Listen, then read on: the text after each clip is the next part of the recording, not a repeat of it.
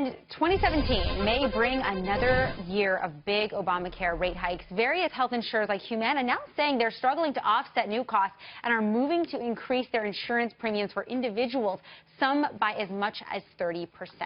Joining me now to break all of this down is former Lieutenant Governor of New York and author of Beating Obamacare, Betsy McCaughey. Betsy, good to see you. Thank you. And Thanks it is lots more bad news about Obamacare.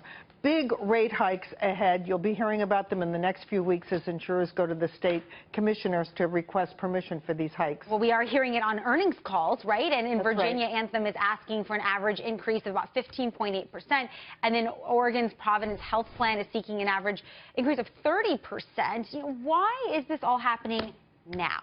Because the insurers are losing their shirts trying to sell these exchange plans, these Obamacare plans. Last year, they lost a whopping $3 billion, even after the United States government handed them $8 billion at the end of the year out of a tax that we all pay on our health insurance plans. So the fact is they're losing a lot of money, and the reason is simple. There's a flawed concept in this plan. It says that insurers have to sell their plans to sick people and healthy people for exactly the same price. That's like trying to feed a Chihuahua and a Great Dane on the same budget. So the result is that the sick people rush to sign up. The healthy people refuse because it's a bad deal for them. And it's called the death spiral in the insurance industry. More and more sick people sign up, fewer and fewer healthy people. Well, some doctors who are grappling with the challenges right now are unveiling a new detailed single-payer health plan on Capitol Hill. This happened yesterday. So how do you think it's possible that Democrats could actually pull something off like this, given the fact that Obamacare is watered down? There is serious opposition, of course, from the Republican Party.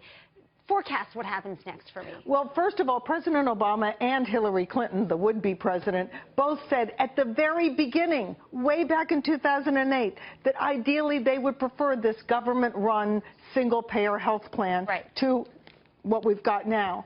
But they decided to go with the insurance companies.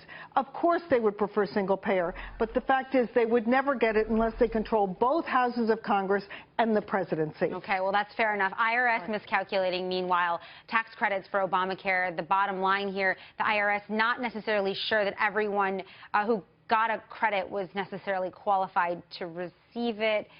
What happens This is a really tiny part of a much bigger story, which is that fully 80% of the people who got Obamacare subsidies to buy these health plans last year got the wrong subsidy. About 40% got too big a subsidy. About 40% got too small a subsidy. And the fact is the people who got too big a subsidy got a whopping extra tax bill at the end of the year. And are these just growing pains, or is this something that can be...